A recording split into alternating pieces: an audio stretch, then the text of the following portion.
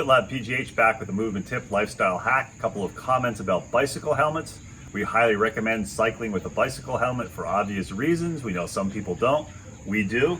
One of the things I do is I have two bicycle helmets. You've heard me talk about cycling shoes. You've heard me talking about running shoes.